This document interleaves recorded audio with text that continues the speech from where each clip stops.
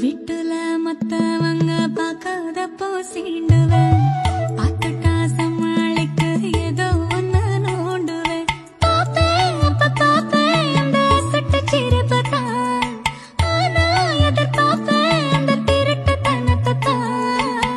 ரொம்ப அக்கறைய வேலையெல்லாம் பாக்குற, அம்புட்டும் என்ன பார்க்க வைக்க தானே செய்யற. உன் கண்ணு மட்டும் தாண்டி வேற எங்கோ பாக்குது, ஆனா உடம்பு